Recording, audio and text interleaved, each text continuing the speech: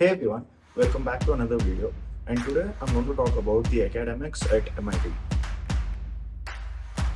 So this video will contain all the information you need to know about academics and the examination patterns at MIT. So the patterns change every year, but then for the last 3 semesters or something, this pattern has been continuous. So I think just knowing how your schedule is can help you plan a lot of things, and that's the intention of making this video. Exams at MIT happen on e-pads. So it's like a tablet, and on that you write your examinations. It doesn't happen on a pen or paper. Most of you might be aware of this. So, secondly, like I said, the examination patterns keep changing every semester. So you'll have to, you might face a new pattern than what I'm about to describe, but then I'm pretty sure it won't be very different. So the way exams happen at MIT is 50 marks are for your internals and 50 marks are for your final exams. So of the 50 marks which are for your internals, it's divided into 3 different exams. So you have your FISACs, midsems, and your MISACs. So FISAC is where it's like a 5 mark test, and this happens for every subject, and there are 2 FISACs. So combined, it's like 10 marks. Then your midsems happen for 30 marks, so that's 40 marks over there. And then there can be either 1 or 2 MISACs. And these FISACs and MISACs can be anything. It could be a surprise test. If it's a surprise test, you'll be allowed to use your class notes to answer the exams. It will be open book. It could be a quiz wherein the date will be informed before, so it's not open book. You can't refer to any materials. It could be take home assignments where you'll be given questions and you'll have to submit like after a month or something, or it could be group assignments. So it could be any of these. So the MISACs, if it's only one MISAC, that will be for 10 marks, and if it's 2 MISACs, it will be 5 marks each. So 40 plus 10 is 50 marks. So that's how your internals are divided.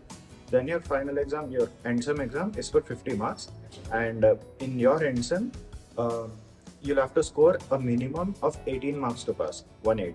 So even though, like for example, out of 50, if your internals are like 43 and the cutoff for the subject is like 36 passing mark, even though you've passed just with your internals without writing the end sem, you still have to score 18 marks minimum in your end semester exam to pass the subject.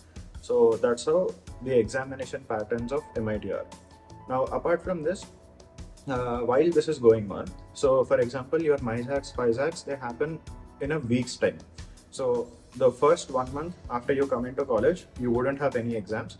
And then for one continuous week, you'll have a set of FISACs where every day it's a different subject.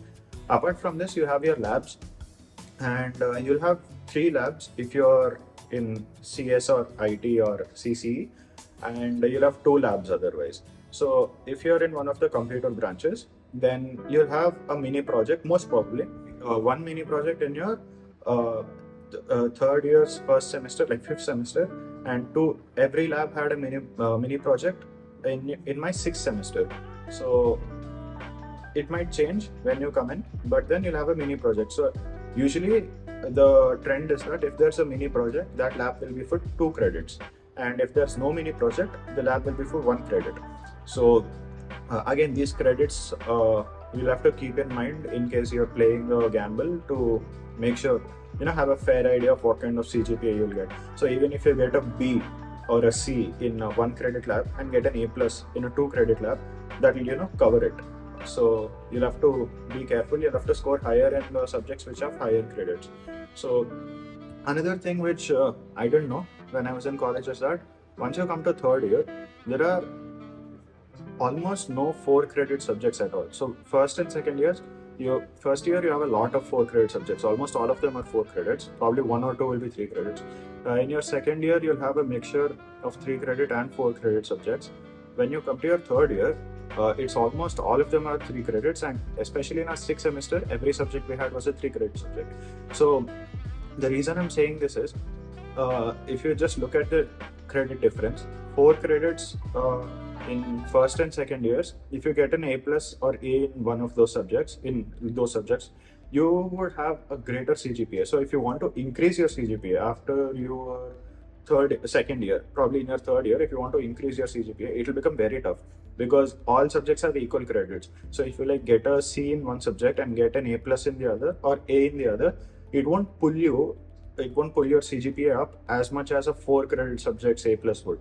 So the first 2 years, according to me, are extremely crucial when you come to college, and that your focus on academics should be the highest in your first 2 years. The CGPA which you get in 2 years, if you cross like 9, no matter what you do, it's almost impossible to go below 8 or 8.5 after your third year. So even if you score extremely low, like even if you get 7.5 or 7.2 or even 7 in one of your semesters, I'm pretty sure your CGPA wouldn't go below 8.5 unless you repeat this trend 3-4 times.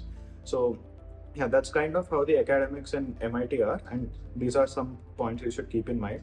So if you have any other questions you want to ask, of course the comment section is open, and you also have my Instagram ID. It will be on the screen in the intro, so you can text me on Instagram or Twitter or LinkedIn or whatever platform is convenient for you, and I'll be sure to answer your DMs and clear your doubts. So yeah, that's all I had in this video for you. I hope it was of some value, and yeah, I'll see you in the next one.